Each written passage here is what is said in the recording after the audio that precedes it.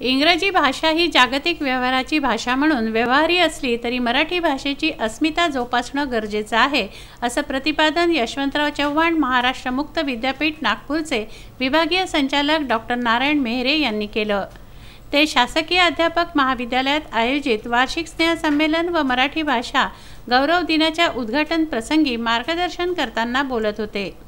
कार्यक्रमाच्या अध्यक्षस्थानी शासकीय अध्यापक महाविद्यालयाच्या प्राचार्या डॉक्टर रेखा उपाध्ये या होत्या। व्यासपीठावर डॉक्टर गुणवंत धात्रक, लेखक नीलकंठ रणदिवे, योग मार्गदर्शक Dnyaneshwar Bodke, doctor S Athavale, doctor Ulhas Phadke आदी मान्यवर उपस्थित होते। उपस्थित मान्यवरांच्या हस्ते सरस्वतीच्या प्रतिमेचं पूजन करून दीप प्रज्वलन करण्यात आलं व हारार्पण करण्यात आलं। महाविद्यालयाच्या परिसरात विविध संदेश व मार्गदर्शन करणाऱ्या रांगोळ्या विद्यार्थिनींनी काढल्या। उपस्थित मान्यवरांनी शासकीय अध्यापक महाविद्यालयाचे गुणगौरव तसंच राबवण्यात येणाऱ्या उपक्रमाची स्तुती करून विद्यार्थ्यांना विविध मार्मिक उदाहरणं देऊन मार्गदर्शन केलं। महाविद्यालयाच्या वतीने पाहुण्यांचा शाल, श्रीफळ व भेटवस्तू देऊन सत्कार करण्यात आला। गुणवंत विद्यार्थिनी तसंच योग अभ्यासिका स्पर्धेत प्रावीण्य मिळवणाऱ्या विद्यार्थीनींना बक्षिसं देऊन गौरवण्यात आलं। यावेळी शुभांगी कडू, मुंडासे यांच्यासह शासकीय अध्यापक महाविद्यालयातील प्राध्यापक वर्ग व शिक्षकेतर कर्मचारी व विद्यार्थी मोठ्या संख्येनं उपस्थित होत्या।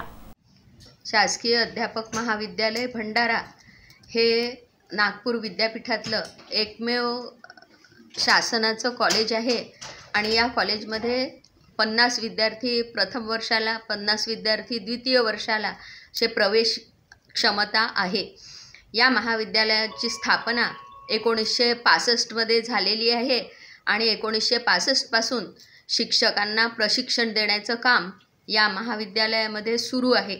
इथे मुक्त विद्यापीठाचे सुद्धा वर्ग चालतात आणि त्यामध्ये सुद्धा विद्यार्थी वेगवेगळे शिक्षक असतात आणि त्या शिक्षकांना प्रशिक्षण देण्याचं कार्य या महाविद्यालयामध्ये अविरत 1993 पासून सुरू आहे।